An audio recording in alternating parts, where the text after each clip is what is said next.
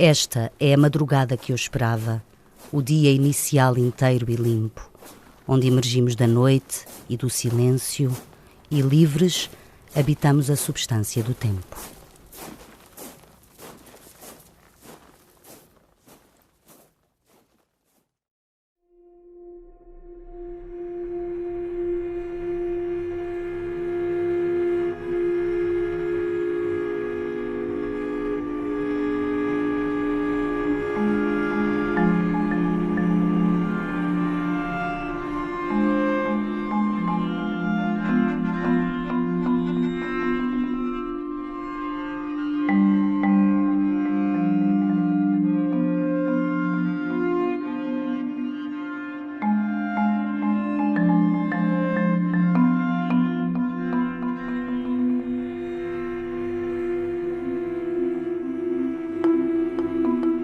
Viu a mãe ser atropelada, viu a mãe, não sei se viu morrer, mas esteve no hospital com a mãe.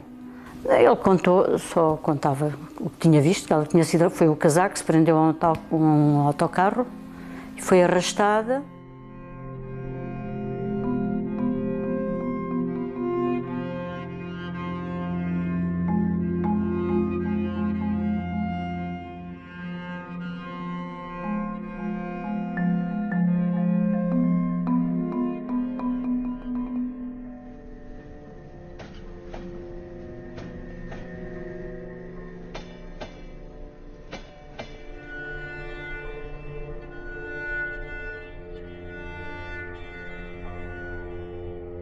Perdeu a mãe muito novo.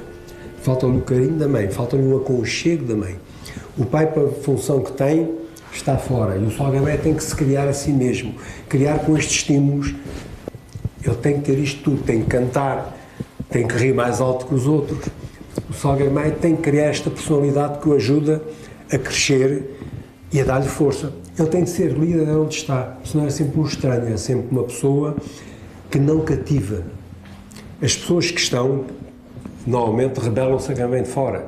Custa a entrar. Ele, para entrar, tem que ser mais extrovertido, mais contador de histórias, mais risota e tem que ganhar mais confiança. Ele, como pessoa, era um falso alegre, um falso extrovertido. Ele tinha uma tristeza natural de ter ficado órfão muito cedo, de ser filho único, e daí ele procurar sempre a companhia. Ele detestava comer sozinho, ele detestava andar em Lisboa sozinho. Mesmo lá em Castelo de Vide, a Castelo de Vide, quando era miúdo, ia só passar os dias de férias. Porque ele viveu com a avó até aos 6 anos, perto de Castelo de Vide. Viveu lá, havia umas senhoras que eram vizinhas dos meus sogros, que falavam sempre nele, era o Fernandinho, tinha um grande carinho por ele. Mas era um miúdo ao mesmo tempo endiabrado. Quando ia para lá tinha brincadeiras, não gostava de perder, gostava de ser ele a mandar, a liderar aquilo.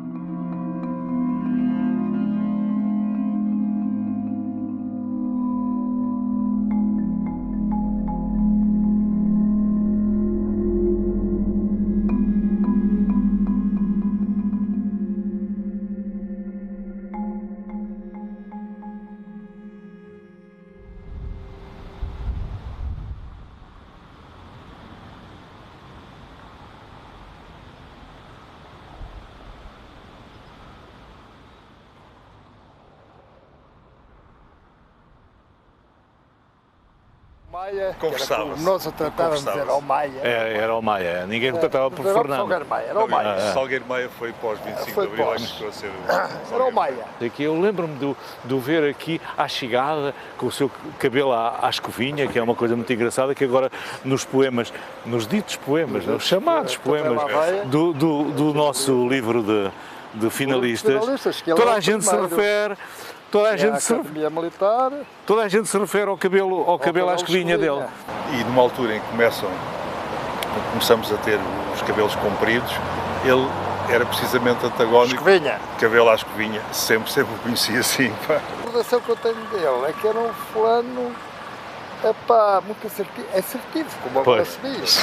Epá, respondia sempre em cima, não levava coisas para casa, aquilo era logo... Os versos do nosso livro finalista são todos nesse sentido também. Toma lá cá, aquilo com ele Maia, portanto, dizia o que tinha, dizia pouco, mas dizia o que tinha para dizer. De resto, se fizermos uma análise, eu não fiz, mas se fizermos uma análise ao livro, eu acho que são mais as meninas, são mais as meninas que lhe dedicam, até a minha namorada, não é? Lhe dedica, mas a minha namorada até prevê que ele vai ser marechal. Diz assim, estudo mais, fará de si marechal, e ele foi um verdadeiro marechal do nosso exército, não é? Não se contentou com o general.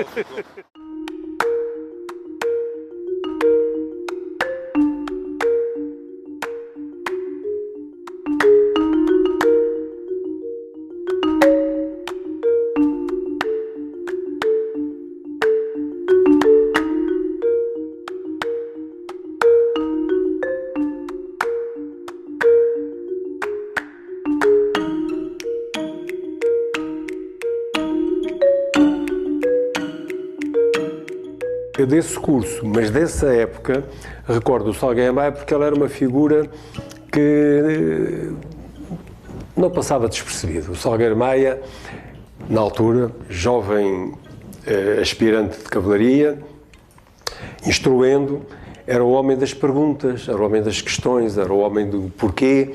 Tinha uma curiosidade nata em conhecer as coisas, tinha uma curiosidade muito grande em mexer. Por exemplo, eu dava-lhe a instrução de blindados e quando nós falávamos que havia uma peça que podia ser rodada para a esquerda ou para a direita, ele levantava logo o braço. Posso experimentar? Portanto, era um indivíduo muito curioso, tinha o cabelo à escovinha assim, todo levantado, portanto era uma figura ímpar, tinha uma voz que se notava no meio daquele curso e tinha um certo sentido de humor. Dizia umas graças sem ofender a disciplina da instrução, tinha umas graças muito oportunas. Portanto, era uma figura, ao fim de um mês, toda a gente conhecia o Maia. Toda a gente conhecia o Maia.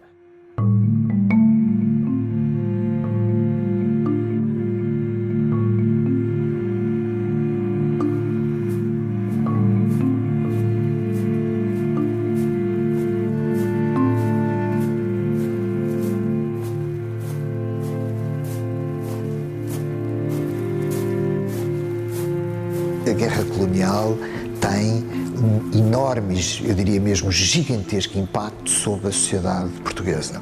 Tem desde logo um impacto social, porque a mobilização para a guerra, para o serviço militar obrigatório é fortíssima.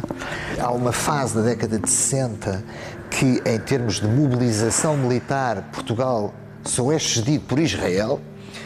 Portanto, a taxa é altíssima, o que provoca um impacto sobre a população jovem muito grande, sobre as famílias, todos os estratos da sociedade portuguesa.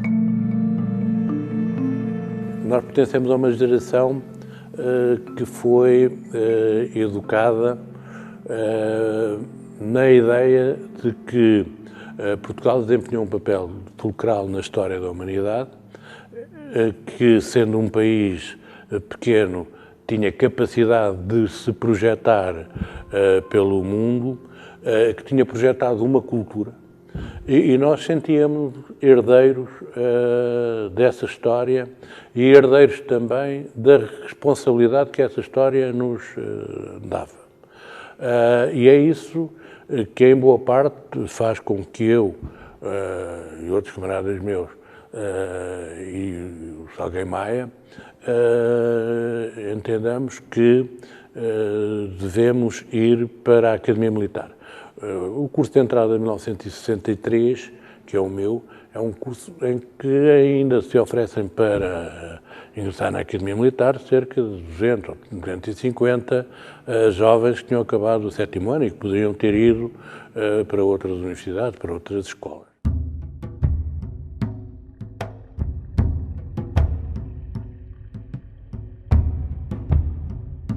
Nós já sabíamos nessa altura, já tínhamos essa convicção, os mais lúcidos já tinham convicção de que aquela guerra não vai ser possível de ganhar.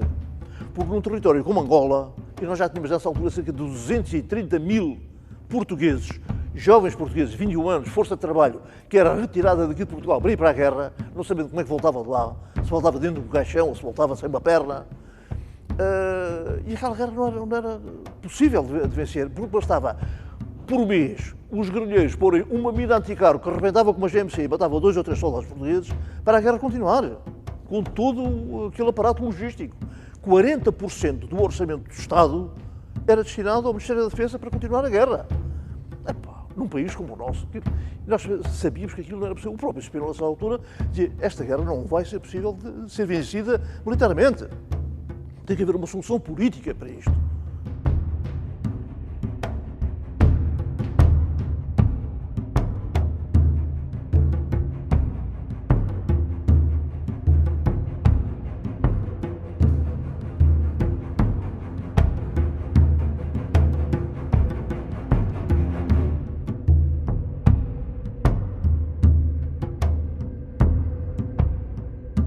Vivemos na Guiné, ambos, a situação militarmente mais crítica que se viveu em qualquer teatro de operações durante a Guerra Colonial. Aliás, participámos na mesma grande operação, das operações mais violentas, com mais mortos e mais difíceis de realizar, que foi o ataque à guarnição de Guidage, no norte da Guiné, que esteve prestes a cair com um cerco do PAIGC. E o Salgueiro Maia, logo aí, executa uma ação de comando verdadeiramente brilhante e que só está ao alcance de militares de exceção, como ele efetivamente era. Porque nessa altura, quando ele é nomeado para ir fazer essa coluna, é uma coluna que tem vários contactos com as forças do PAIGC, há vários mortos, há várias tentativas de lá chegar. A aviação portuguesa é obrigada a bombardear a própria coluna portuguesa e o Fernando Salgueiro Maia já tinha a unidade dele, a companhia de cavalaria dele, com a comissão terminada e já estavam em Bissau, já tinham entregado as armas e os equipamentos e, portanto, todos aqueles soldados já pensavam estar libertos da guerra, dos riscos, da possibilidade da morte. Estavam a pensar no regresso aqui a Portugal. E eles recebem ordem para regressar ao mais violento teatro de operações que ali existia, com todos os riscos inerentes. E, portanto, recebem ordem para se rearmarem, para irem de novo combater. Isto é a ação mais difícil que há de mobilização de tropas. E o Fernando Salgueiro Maia consegue mobilizar os seus oficiais, os seus sargentos, todos os seus militares para executarem esta ação de grande risco e numa situação moralmente muito difícil.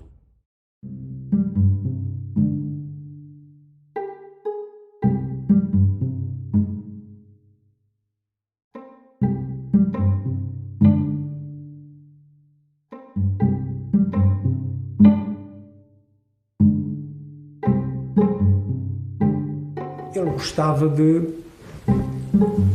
atingir os limites, não ficar para a mediocridade. Os tais rebentamentos que ele fazia. Vamos fazer um rebentamento, o Fernando Salgueiro agora um rebentamento com os instrumentos e tal. O que estava na instrução foi arrebentar, vamos supor, um trotil, montar uma peça de explosivo, com 1 quilo, o máximo. Mas ele arranjava maneira de pôr 1,5 kg, 2 kg. Afastava, nunca houve problemas, punha os militares um bocadinho mais longe e tal, dava uma coisa bestial. Se pudesse ter uma árvore ao pé para também ir, tudo bem. Ele gostava de fazer um bocadinho de espetáculo. Um irmão meu fez o juramento de bandeira e ele tinha estado em Santarém e, portanto, fomos, a família foi assistir ao juramento de bandeira. E no final do juramento de bandeira, eu vejo ao longe, assim, coisa, e veio um tipo com farda número 1, com aquela faixa vermelha, parecia um marechal. Parecia um marechal. E foi assim, mas aquele tipo é o Maia. Que nesta altura ele devia ser só alferes ou coisa assim. Foi assim, aquele tipo parece um marechal, mas ele andou comigo no liceu. E esse meu irmão Zé disse assim, tu conheces-lo? Sim, conheço. Ele é completamente louco. Põe-se assim debaixo das viaturas blindadas e as viaturas passam por cima dele. E, portanto, essa ideia, não é? Do homem intrépido, que se põe debaixo e o carro passa por cima para mostrar como é preciso um tipo ser forte e tal. Forte. É a única... E depois nunca mais o vi. Nunca mais o vi até o dia 25 de Abril.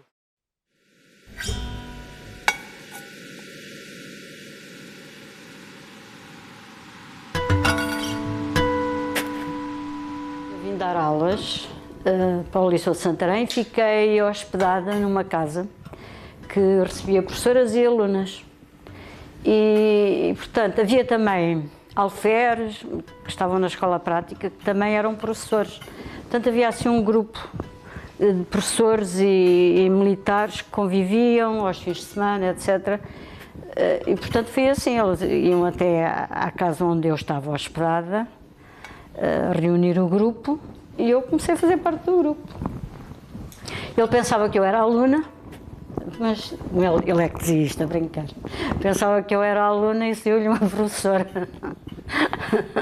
E nós até ficamos surpresos, namora, porque ele ir catrapiscar professoras para o liceu era normal. Agora ele vir de lá já de braço dado, ficámos um bocado surpreendidos. À hora do almoço, almoçava e ia ter comigo a casa. Era a casa do Sr. Salso, o dono da vivenda era o Sr. Salso. Ia lá, eu também almoçava e estava um bocadinho no carro, no 2 cavalos, a conversar com ele. E no dia 1 de Abril, ele perguntou se eu queria casar com ele e eu disse que sim. E ele disse, mas é sério? Eu disse, é sério. Depois ele contava que tinha sido, a brincar, que tinha sido no dia 1 de Abril, porque se arrependesse, era o dia das mentiras, etc. Foi amor à primeira vista e correu bem.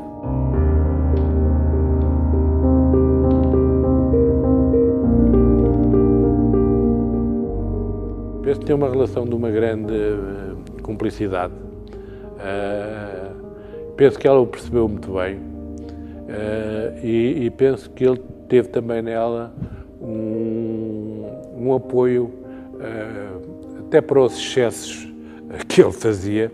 Ela aceitava esses excessos com uma grande generosidade. Ele em casa ajudava nas coisas? Ajudava, era. Eu trabalhava com ele, porque às vezes ia fazer a cama, já estava a cama feita e eu ralhava. Por exemplo, ele chegava... Ralhava porquê? Porque ele fazia mal a cama? Não, porque não deixava arrefecer a cama. Ele, por exemplo, chegava, punha ali o carro, se houvesse roupa estendida, ele, estava lá um alguidar, ele apanhava a roupa e trazia a roupa. E aspirava, fazia tudo o que fosse preciso. E se tínhamos visitas, eu recordo-me, era também muito prático. Eu lembro-me de uma tia dizer, nem dá tempo que uma pessoa, porque ele mal acabava, ele começava logo a tirar os pratos e a meter na máquina. É para despachar, é para despachar. Era uma pessoa de ação. Não andava assim, logo se faz. Não era logo se faz, é para fazer, faz-se.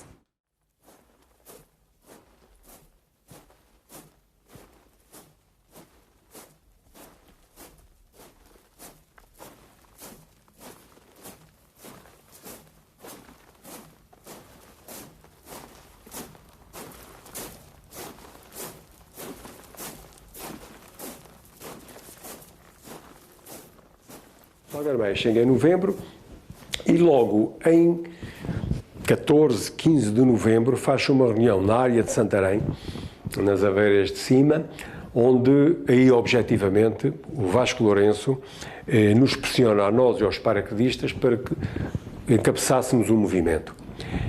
Apontando mesmo o dedo, são vocês da escola prática, os vossos blindados e os paraquedistas com a tropa, que era uma tropa disciplinada, uma instrução muitíssimo boa, que vão fazer, digamos, a grande ofensiva sobre Lisboa do movimento.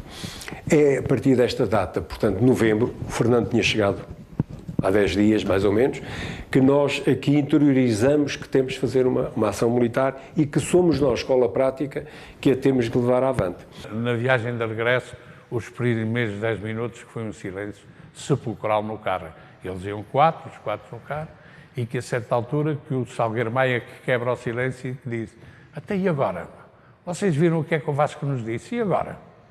E que o Bernardo terá dito: agora tu preparas a força operacional, que eu preparo a logística e quando for necessário vamos estar em condições de responder às necessidades.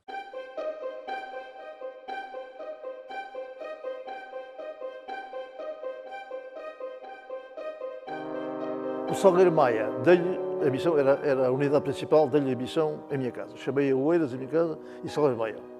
Tu agora vais ouvir a leitura que eu fizer aqui do que interessa na ordem de operações. Portanto, vou ler-te a minha ideia de manobra, aquilo que eu penso fazer. Vou dar a missão à escola prática e depois questões de administração e logística, relações de combate, não sei o quê, que devem ser levadas e tal.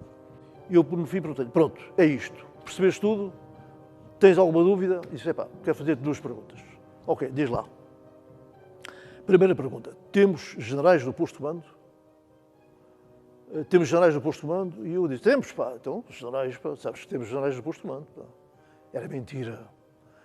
Mas eu pensei, é que se eu digo, o Salgueiro Maia, dentro do espírito da cavalaria, não sei o quê, e tal, de hierarquias e tal, que não, os generais estão em casa e que somos nós no posto de comando, ele disse, então a escola de cavalaria não entra. Eu corria esse risco. Eu disse, temos generais, então está assegurado.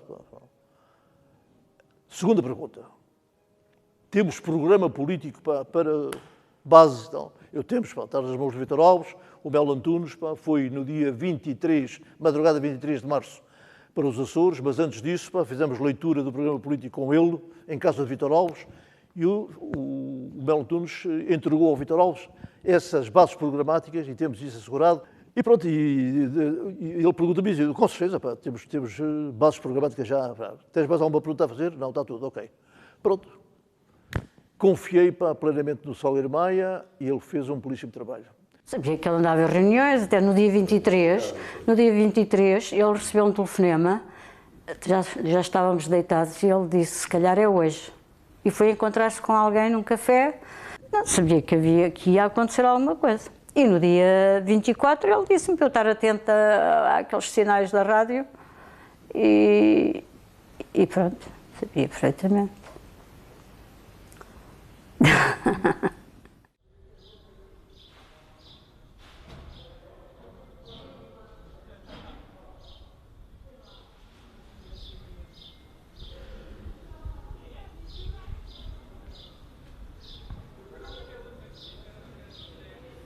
Ele era um grande capitão, que conduz os seus homens sempre de uma forma muito afetiva.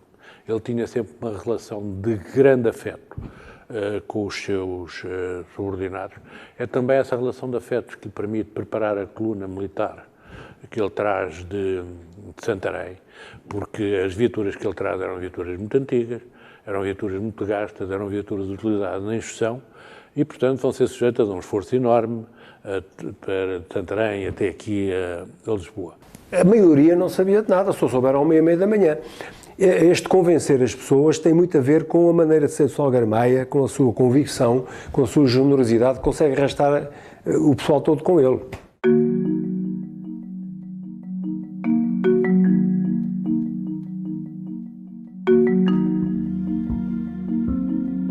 É muito marcante o 25 de Abril, porque digamos, é a minha despedida do Fernando.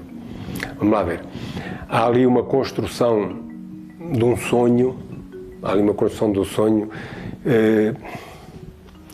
é uma construção a 2 e ele vai-se embora.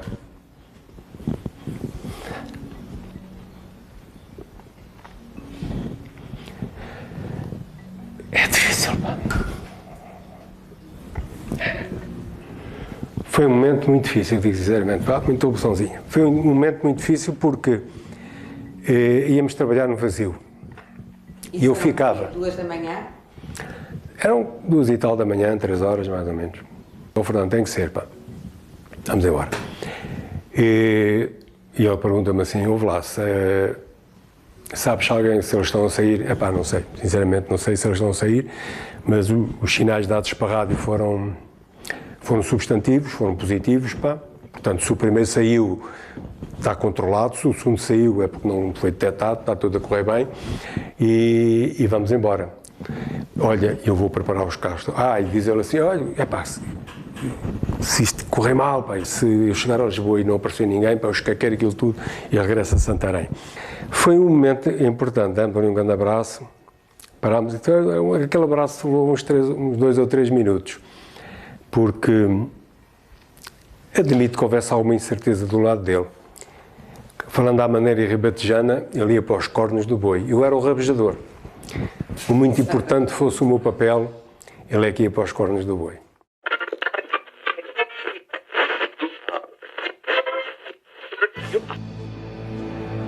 Quis saber quem sou, o que faço aqui. Grândola Vila Morena, terra da fraternidade.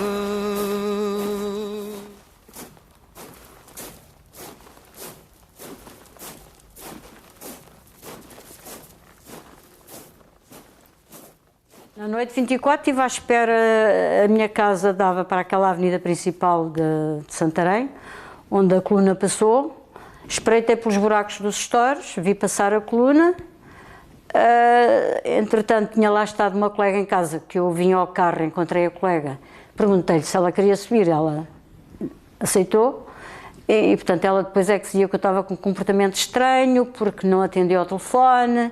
Ela pensava assim, se calhar o marido não a deixa atender o telefone. Eu andava sala-cozinha, cozinha-sala, porque andava à espera de ouvir na rádio os tais sinais. Também tinha lá um afilhado em minha casa que estava cá a estudar, esse também sabia. Eu olhava para ele, ele olhava para mim, mas à minha colega eu não disse nada, que era a Eulália.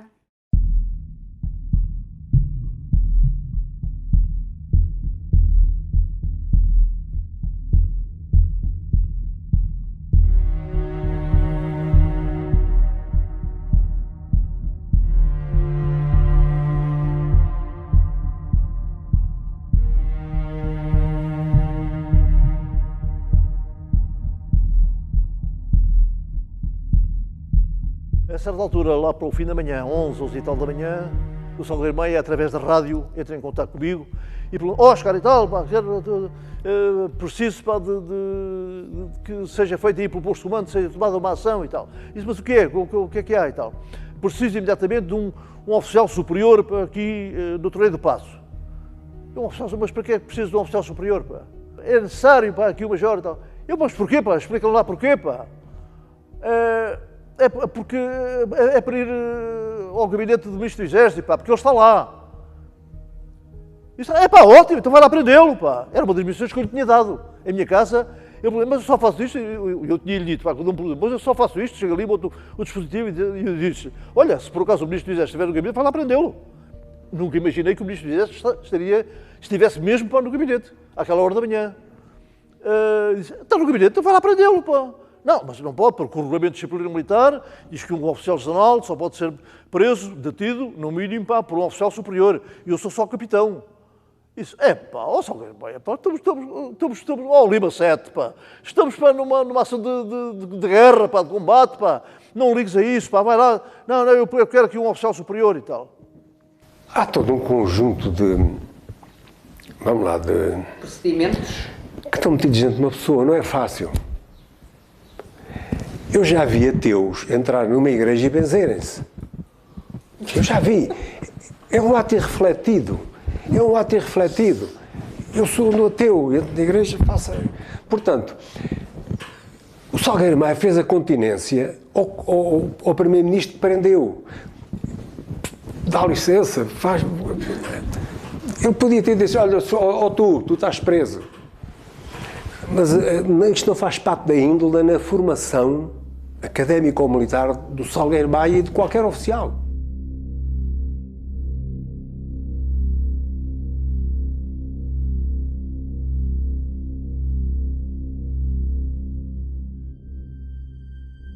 Aquela decisão dele avançar de corpo feito para o tanque é claramente isso que faz com que o cabo, quando o vê no visor muito em cima, o visor aumentar, e recebe a ordem de fogo, se recusa a fazer fogo, na minha opinião.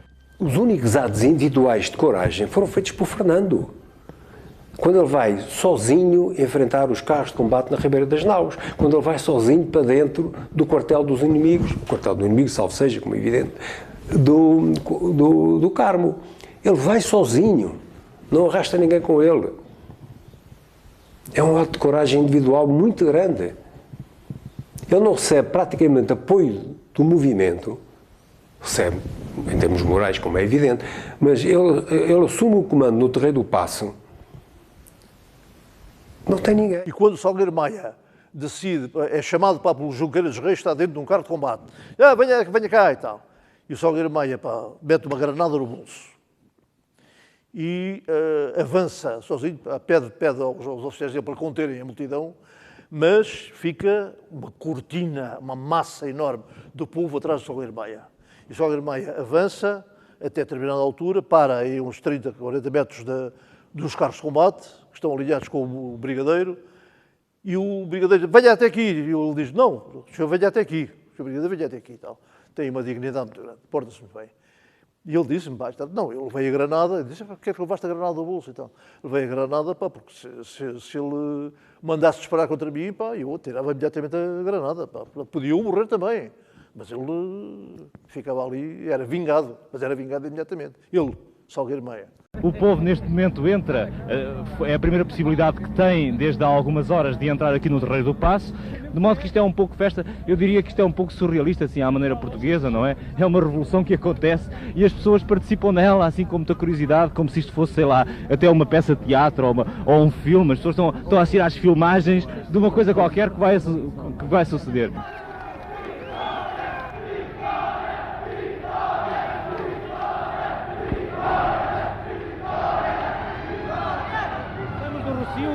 E volta a haver aqui centenas de pessoas que dizem abaixo o fascismo e apresentam e mostram o sinal da vitória. Gente muito nova e quase todos entusiasmados. Porreiro, diz aquele jovem ali, porreiro, pá.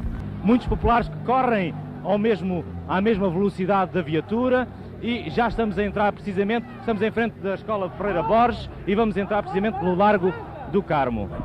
Lembro-me de passar o dia 25 à tarde em casa, em frente à televisão, e depois quando deram imagens do Carmo, e ele estava lá e eu lembro de ter dito, tinha que estar ali.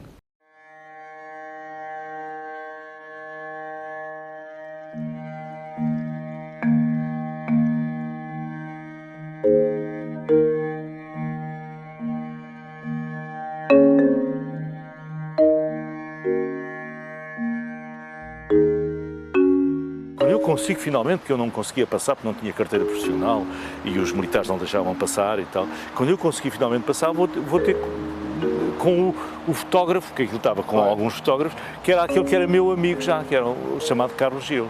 E disse ao Carlos Gil, quem é que comanda? Porque eu perguntei, tu sabes de que lado é que estes tipos estão? Porque não se percebia. E por isso tu sabes de que lado é? Não consegui perceber. Mas olha, porque é que não perguntas? Disse ele, aquele tipo que está ali que é o que está a comandá-los. E eu disse, mas quem é o tipo? Aquele que está ali à frente, Maia. Eu disse, Maia? Nós foi um tipo que andou comigo no liceu. E eu vou falar com o colega de Leiria deste liceu, não é? E vou perguntar, Maia, de que lado é que tu estás? Só um tipo que andou com outro no liceu, agora um senhor, de que lado é que tu estás? E ele também me respondeu, ele não estava com gravador, não estava nada, mas ele sabia que eu era jornalista. E eu olhei para o Maia, quer dizer, o Maia é aquele que me lembrava daqui, cabelo à escovinha e depois vestido à marchal e tal, não é? E ele diz aquilo que eu hoje continuo a considerar, cada um de nós tem o seu 25 de Abril, não é? E por isso é que há uns tipos que dizem, não foi para isto que fizemos o 25 de Abril, não sei, cada um aderiu. Para mim, o 25 de Abril a que eu aderi foi aquele que um colega do liceu me definiu. E sabes como é que ele definiu? Portanto, naquela altura a malta que sabia que os militares estavam a fazer uma coisa, desconfiava-se um pouco. Estes tipos querem ganhar mais, querem, não sei, lembras ter aquela coisa e tal. E portanto, este tipo diz-me assim, ouve lá, com o inimigo ali a meia dúzia de passos e com as pessoas não sei o que, dizer assim, estamos a fazer isto para que ninguém mais tenha que sair de Portugal. Porque ele disse, não foste para o estrangeiro, não sei o quê e tal. Eu disse, sim, fui. Estamos a fazer isto para que ninguém mais tenha que sair de Portugal por causa daquilo que diz, escreve ou pensa. Portanto, a minha definição do 25 de Abril são 10h30 da manhã do dia 25 de Abril, é dado por um colega deste liceu 10 anos depois da gente ter andado no liceu, e que me diz que está a fazer ali uma coisa para que... Isto é uma definição da liberdade de imprensa, da liberdade de expressão, da liberdade. Da liberdade. Eu fui lá para lá porque eu era povo. Este informava ao povo. O outro e ele fazia ele escrevia a história, não é? Comandava a história. Comandava a história. Capitão Maia, só um minuto. Só um minuto. O que é que se passa neste momento, exatamente? Estamos a cercar o quartel do Carmo e aguardando ordens sobre o que é que se vai fazer, quer a seguir, porque o Regimento de Lanceiros, o Regimento de Infantaria 1, que tinha sido quem tinham ordenado para nos deterem, aderiram e, portanto, também temos que arranjar uma missão para eles que estão ali sem fazer nada e, portanto, por enquanto aguardamos ordens. E é aí que acontece também uma coisa lindíssima. Está um franzino Furriel, ao lado dele, com o capacete, e ligeiramente gago. Eu tenho contado isto todas as vezes, porque aqui isto é o que eu digo, entre meio-dia, meia hora e 1 hora, e mostra também. O comandante diz, temos todas as viaturas. E o alferes, aliás, miliciano, diz assim, e temos o povo. E eu, quando ouvi, que eu já tinha visto o povo, diz assim, e temos o povo, diz aqui o nosso alferes. E o nosso Maia, o nosso colega Maia, volta a ser o comandante e diz assim, para além do povo, de cujo apoio nunca duvidamos, temos todas as viaturas blindadas do Exército Português. Para eles ouvir, exatamente. É impossível reação, porque não há força que consiga fazer frente à nossa. Portanto, temos todas as viaturas blindadas do Exército Português na nossa mão. E temos o povo. Além de portanto, que o povo que é incontestável. Diz aqui o alferes que temos o povo. Portanto, primeiro temos o povo, depois temos o Exército e, portanto, temos todas as Forças Armadas. Neste momento, um helicóptero sobrevoou esta zona aqui do Carmo. Aliás, já acabou de sobrevoar. Passa um helicóptero. Vem um helicóptero, não sei se lembro. Que trazia um helicanhão, mas isso a maior parte de nós não viu, eu também não me lembro de ter visto. Passa o helicóptero e ele diz assim, Força Aérea, é nossa. Ora, uns dias depois, e pronto, uns dias depois, eu vou entrevistá-lo a Santarém, ele dá uma entrevista. E eu peço-lhe que ele recorde minuto a minuto as coisas. E depois, a essa altura, eu pergunto-lhe, e aquele momento, quando passou o helicóptero, que tinha um helicanhão... E ele disse assim, esse é um momento em que eu fiquei muito preocupado. Ele que naquele momento estava a dizer, é nossa, ele dizia assim, ele tinha um helicanhão, se eles disparassem, era uma mortandade. E, portanto, estás a ver, são dois, o Salgueiro Maia, que está a falar, a incutir confiança e, ao mesmo tempo, sabe, podemos aqui ser, isto pode ser uma tragédia. O Capitão Maia dá as suas últimas indicações. Uma rajada para o alto da varanda do centro. Ouviram certamente.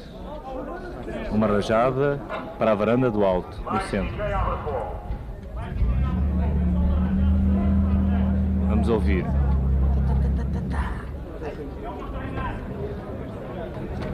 É um momento. Coitados dos pombos, é que levam também. Entretanto, o outro carro de assalto está a tomar uma posição diferente. Tem um assombro quando o Marcelo Caetano, que o manda chamar a essa altura para lá dentro, manda chamar à presença dele, e o Salgueiro Maia vai lá, continência e tal, perfila-se para a continência e tal, e o Marcelo Caetano, faz favor e tal, entre e tal. E o Marcelo Caetano faz-lhe perguntas, e pergunta ao Salgueiro Maia, Sr. Capitão e tal, o senhor comanda aqui esta força, o que é que me diz disto? Pergunta para qual é a intenção do movimento relativamente ao ultramar. E o Salgueiro Maia responde, o ultramar, para a nossa perspectiva, é de tentar encontrar uma solução política rapidamente que possa passar ou pela continuidade portuguesa lá, uma federação, isso é considerado talvez difícil de conseguir, mas talvez uma autodeterminação, se calhar até a independência, não sabemos ainda o que é que vai ser o futuro e tal.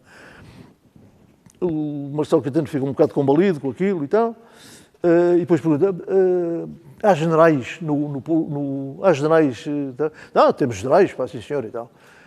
São os generais que comandam isto? São os generais que comandam isto, diz o Salgueiro Maia. e no posto de comando, há generais no posto de comando. E o Salgueiro Maia confirma, há generais no posto de comando. Eu tinha-lhe dito sim, que havia generais no posto de comando. E o Marcelo Caetano diz, olha que não há. No posto de comando não há generais. Eu acabo de telefonar para a casa do Sr. General Spínola, a pedir-lhe ele para vir aqui, para eu me render ao Sr. General Spínola, e o Sr. General Spínola está em casa, atendeu-me o telefone, disse que não estava mandatado pelo MFA para nada, mas que ia tentar entrar em contato com o posto de comando do MFA para receber indicações. E o Salgueiro Maia aí cai das nuvens, fica espantado, porque eu tinha-lhe dito para que havia generais no posto de comando. Mas felizmente a coisa passou. Eu penso que Portugal tem uma dívida, tem uma dupla dívida relativamente ao Fernando Salgueiro Maia. O primeiro é a da capacidade que ele tem de conduzir aquela operação. E a segunda é a sorte dele ser quem é, isto é, dele ser capaz, como raríssimos militares serão em qualquer circunstância capazes, de vencer sem combater, que é o grande princípio dos estrategas.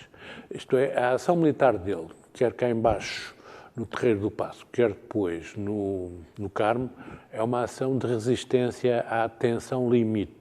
Isto é, ele está permanentemente no limite do risco. E isto é uma sorte tremenda para Portugal, porque é no limite que as coisas não correm desastrosamente, quer na Rua do Arsenal, quer na Rua do Ribeiro das Naus, quer depois no Carmo, quando o Carmo já está cheio de pessoas, com viaturas blindadas, com armas, com munições, com pessoas em tensão também no interior do quartel, com pessoas em tensão no exterior, e o Maia consegue segurar todos aqueles cordéis e levar a resistência até ao fim, até à rendição do Primeiro-Ministro. E, portanto, esta é a admiração que eu tenho por ele e a admiração que julgo que todos os portugueses devem ter por ele.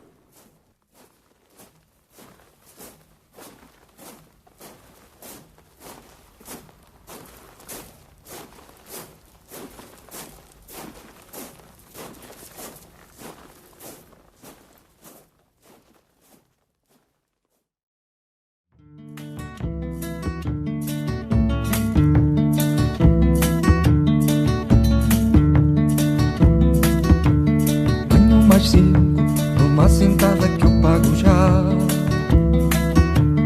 Do branco ao tinto, se o velho estica eu fico por cá. Se tem má pinta, dá-lhe um apito e põe-no a andar. De espada à cinta, já crê que é rei da quem dá limar. Não me obriguem a vir para a rua gritar. Falava sempre alto. Mesmo que estivesse a falar, eu falava sempre alto. Eu tinha uma voz metálica, uma voz de comando e tinha... A voz dele fazia-o anunciar. A voz e aquela gargalhada sonora faziam-no anunciar, chegavam antes dele. Ele era alegre, era alegre. A presença dele não era uma presença que se impunha sem se impor, porque portanto, ele não dominava depois o grupo, portanto, participava, mas era um indivíduo que, estando ele no grupo ou não, o grupo funcionava de maneira diferente, porque ele tinha aquela alegria inata, aquele riso. Se era para cantar, ele tinha que cantar. Se era para contar anedotas, ele tinha que contar anedotas, porque ele tinha que fazer.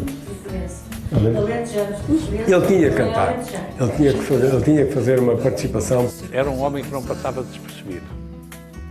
Não passava despercebido. Normalmente era um dos centros de atenções dos grupos em que ele estava. Ele falava alto também, era expansivo, portanto,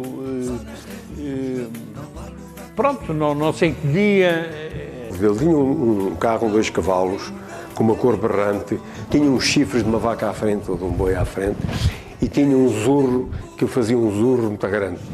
O meu filho tinha 5 anos E eu vivia ali numa avenida, que era a Avenida das Portas do Sol, que é um corredor numa avenida muito grande, uns 200 metros. Eu vivia lá ao fundo e ele, quando entrava no princípio da avenida, zurrava, os 2 cavalos zurrava. E aqueles miúdos que moravam lá naquela zona, 5, 6 anos, era no tempo em que os miúdos iam brincar para a rua. Ele chegava, parava o carro, eles entravam para dentro dos 2 cavalos, ele dava uma volta com eles, uns 7 ou 8 dentro do carro, e davam uma volta para ir para a avenida, ele a apitar e eles todos satisfeitos. Ele gostava muito de crianças, ele gostava muito de miúdos e dava-se bem com eles. E aparecia por ali e os miúdos adoravam, como é evidente, adoravam aquele estar no meio deles, de um adulto que convivia como criança com eles.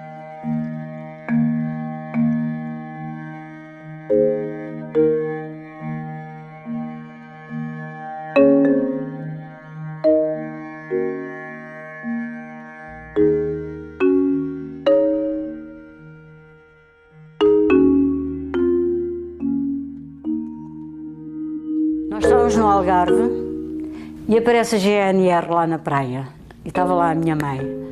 E eu vejo a GNR ao pé da minha mãe, o que é que se passa? E então era um recado do Hermínio Martinho, que o filho estava no hospital, não sei o quê, quer dizer, o recado não estava assim muito bem dado, que o meu marido até pensou que um filho dele tivesse tido algum problema com os cavalos ou assim, e que estivesse no hospital, mas não. Era o Filipe, já tinha nascido, estava no hospital. Nós viemos do Algarve, o Filipe tinha 5 dias, fomos ao hospital, trouxemos o menino, foi levar aquela vacina no pezinho, fomos mostrar ao Hermínio Martinho que ele mora nesta rua, continuando em frente, e depois fomos para o Algarve com ele. Mas nós estávamos na praia, em Portimão, mas passámos primeiro por Albufeira, para mostrar as inglesas ao Filipe. Isto é só para ver como ele era brincalhão. Ideia do pai. Vamos passar por Albufeira para mostrar as inglesas, naquela altura, não é? As inglesas tinham um grande impacto.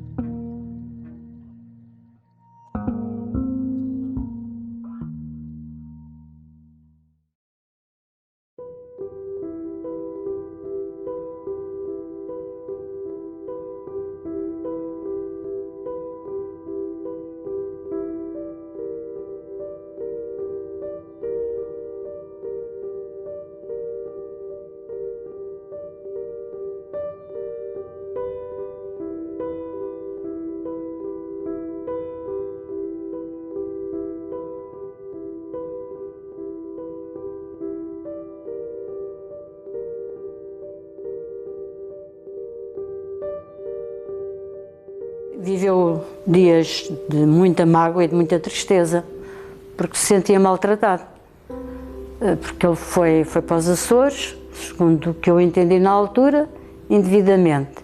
Depois foi para a direção da arma, foi para o presídio militar, portanto, quer dizer, uma pessoa que tinha essas qualidades de comando e não sei, que toda a gente lhe reconhecia, foi, digamos, posto na prateleira, não é?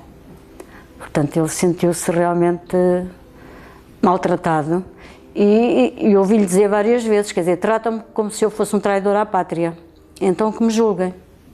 Ele foi extraordinariamente maltratado pela hierarquia militar, quer dizer, nunca lhe perdoaram o ele ser um herói do 25 de Abril e ter tido o papel que teve, importante, não é? A hierarquia nunca lhe perdoou, como não perdoou a muitos de nós, à generalidade de nós, mas ele, como tinha uma imagem mais relevante, também sofria mais as consequências disso, não é? A revolução, ou a revolta, ou o golpe de Estado, porque por onde todo este processo começa, é sempre um ato de rebeldia. Ora bem, as instituições, os exércitos, entendendo os exércitos como os 3 ramos das Forças Armadas, são sempre instituições conservadoras que funcionam segundo as regras. Isto é, os rebeldes só são bem vistos num determinado momento, que é nos momentos de ruptura. Mas a seguir tem que vir a normalidade, e a normalidade são aqueles que cumprem as regras, são aqueles que mantêm a ordem e são aqueles que, ao fim e ao cabo, trazem as tropas para os quartéis, as senhoras para casa, os operários para as fábricas e, portanto, digamos que a ordem natural das coisas é a ordem e a normalidade. E nós fomos aqueles que rompemos a ordem e a normalidade. Esta questão, essa rebeldia, essa ousadia, essa ruptura paga-se. E as instituições, quase por instinto, defendem-se contra esses rebeldes. Digamos que entendem que se fizermos uma, poderemos fazer mais. É sempre difícil a um comandante que está na hierarquia normal aceitar alguém que num determinado momento saiu dessa ordem e pôs em causa a ordem. O Salgueiro Maia teve sempre essa enorme dificuldade, que foi reintegrar-se, não por ele, mas pelos outros. Isto é, como é que um comandante tem, dentro da sua unidade como subordinado, alguém que é uma figura como ele, alguém que fez algo de tão excepcional quanto ele fez. E daí essa rejeição destes corpos estranhos que os capitães que fizeram o 25 de Abril, de facto, foram na instituição militar. É difícil ser comandante do Salgueiro Maia. Não é por ser o Salgueiro Maia. Imagine, eu sou o comandante, coronel, e o Salgueiro Maia é capitão. Chego ao general e antes de me cumprimentar, olá, Salgueiro Maia, vai dar um grande abraço. Isto é complicado em termos militares. O coronel, perante uma figura pública, era o Fernando Salgueiro Maia, tem dificuldade em se afirmar, tem inveja. Tive algumas discussões com ele, porque eu, por exemplo, tentei que ele fosse para o Conselho da Revolução. E ele nunca quis ir para o Conselho da Revolução. Eu tentei levá-lo para o Conselho da Revolução por 2 ou 3 vezes. Em que houve alterações e o nome do Salgueiro Maia era sempre um dos que estava. E tive fortes discussões com ele, porque ele dizia-me, não, mas o meu lugar é na unidade, eu fico na unidade. E eu dizia, tive algumas discussões e dizia, pois é, mas alguns têm que ir para a luta política e para os gabinetes, porque só nas unidades não... Alguns têm que desempenhar esse papel e é muito mais cómodo estar nas unidades do que estar no Conselho da Revolução. Não, mas eu não quero. Não estava a ver numa coisa mais política, não era? Acho eu. Acho que o lugar dele era realmente na escola prática, a comandar homens. E pronto, ele queria ser fiel também àquilo que tinham prometido, que era voltar à situação antes de 25 de Abril. Antes, em termos profissionais, na escola prática.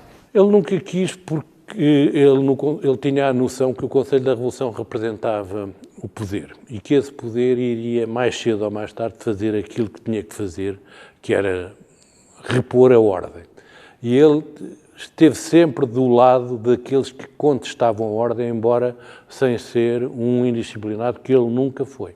Agora, ele nunca abdicou de pensar com a sua cabeça e de entender, fazer a diferença entre aquilo que é a moral individual e a moral coletiva. E nisso, nessa questão dos valores individuais, ele era de uma teimosia, de uma tenacidade inquebrantável. Isto é, não era impossível convencê-lo de não fazer aquilo que ele entendia que devia fazer. E nesse sentido, ele era um homem de princípios de justiça absoluta.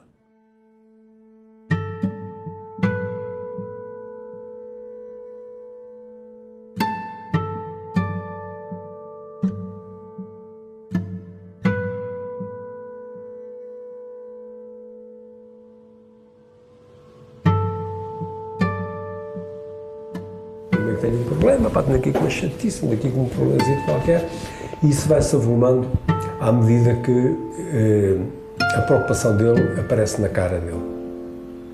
Há uma fase, 80 e tal, fins de 80, próximo de 90, 80 e muitos, em que é notória a sua preocupação. Ele andava muito nervoso. Muito nervoso. Eu sei que ele uma vez pegou no carro e acelerou imenso. Eu ia com a Catarina até se assustou. Ele depois parou o carro, saiu e eu fiquei com o carro. A última visita que o Maia fez, estava eu preso em Tomar e a certa altura recebo um pedido de visita, acho que foi o Vasco Lourenço, não sei se Vasco Lourenço, Vítor Alves e o Maia, Salgueiro Maia. Lembro-me perfeitamente quando o Telso esteve preso em Tomar, no caso das FPs, que eu vou daqui com o Vítor Alves para irmos visitar o hotel a Tomar e passámos por Santarém para apanhar o Salgueiro Maia para ir para nós, connosco.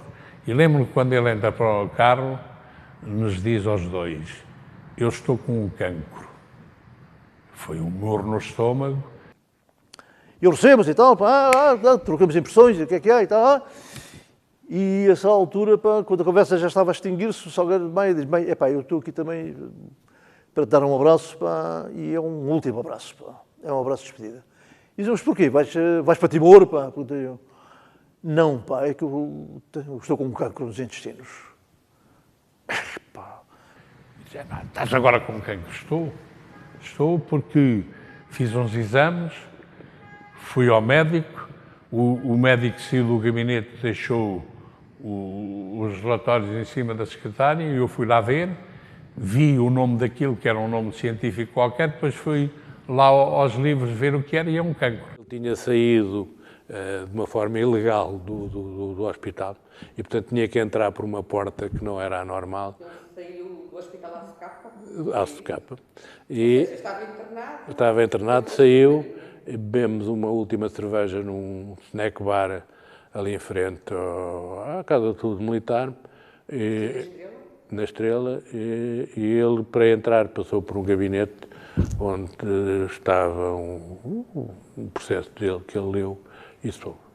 Estou com cancro, só vos peço uma coisa, não digam nada à Natécia porque ela ainda não sabe nada. Quando soube que tinha um carcinoma, ele disse a pessoas nossas amigas, mas dizia a todas para não me dizerem a mim. Aliás, eu cheguei a casa, estava a Zaida, que é a mulher do Hermínio Martins, estava ali no quintal, já sabia. O marido da purificação também já sabia. Eu fui das últimas pessoas a saber. Mas pode ser tratável e tal. Não pode, não pode. Eu vou pagar dentro de não sei quanto tempo. Mas tenho receio para que não estejas ainda em liberdade para nessa altura e venho cá despedir-me de ti, dar-te um abraço e dizer-me da honra muito grande que tive,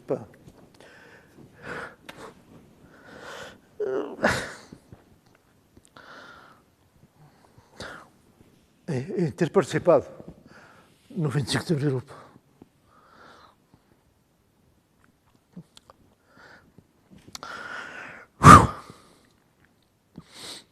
A última vez que vejo o Fernando vivo, eu, como digo, eu estava no distrito do recrutamento, venho almoçar à escola e quando venho almoçar à escola vou para a sala de oficiais.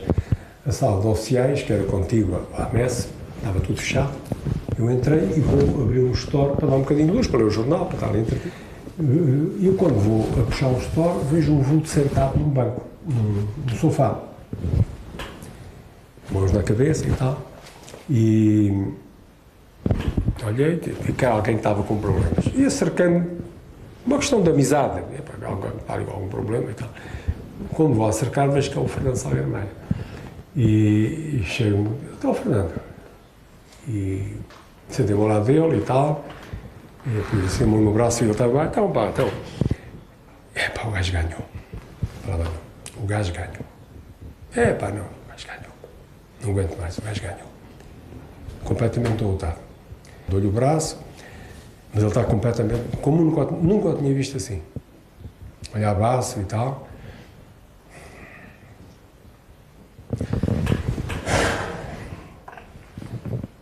Vamos para a mesa, vamos almoçar.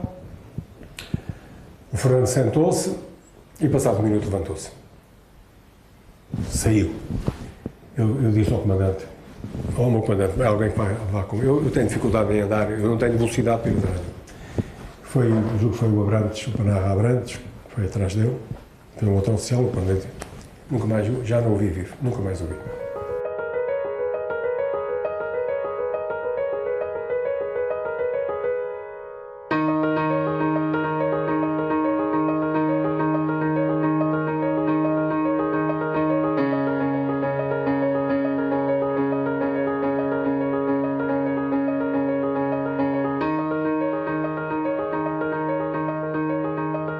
Ele ia cheio de esperança, porque eu fui lá comprei o Expresso e o jornal, e ele até me disse, olha, telefona ao pessoal e diz que eu estou bem, estou aqui a ler o Expresso, o jornal e tal. Fui lá, um café português, trouxe-lhe uns pastéis de nata também, lhe souberam muito bem os pastéis de nata, só que depois já não conseguiu. Ele dizia, o meu estômago é um saco, enche, depois deitava fora. E pronto, foi assim.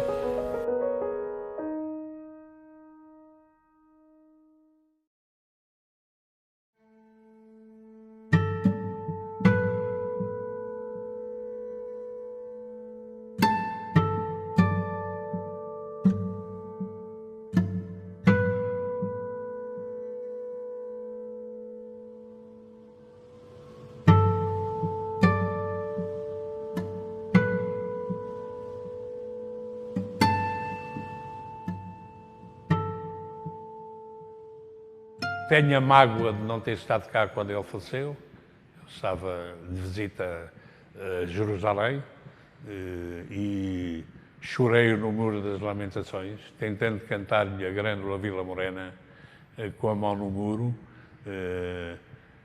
A minha mulher telefonou-me a dizer, olha, morreu o Salgueiro Maia.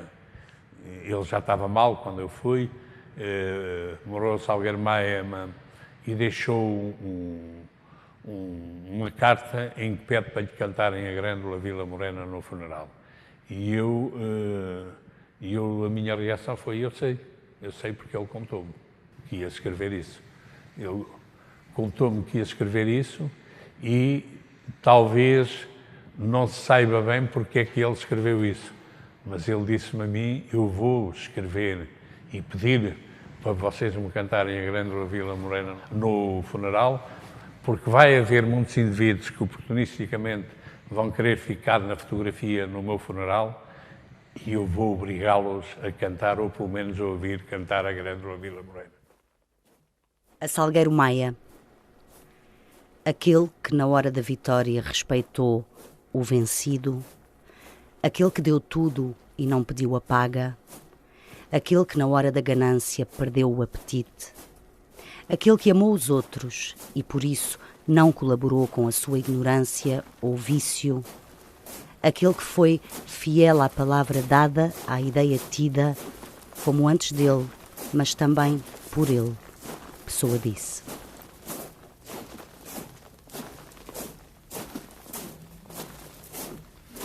Grândola Vila Morena, terra da fraternidade,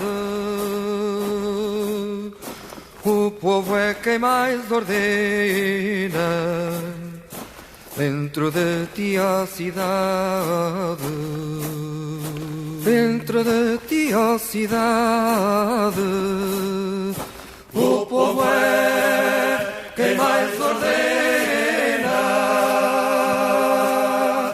terra da fraternidade, Grândola Vila Morena.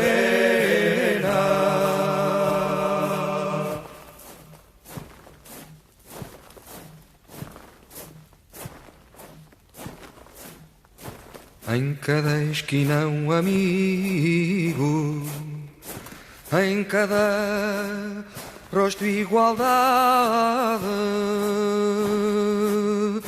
Grândola Vila Morena, terra da fraternidade, terra da fraternidade, Grândola Vila Morena,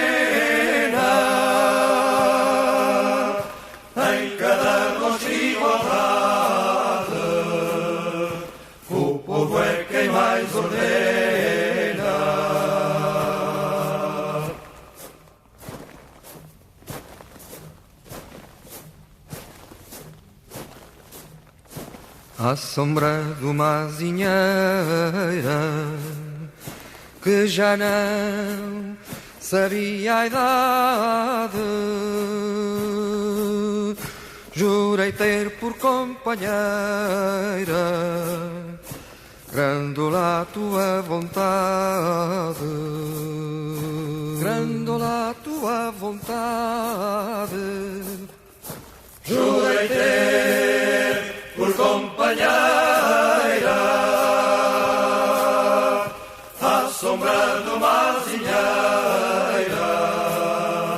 que já não sabia a idade.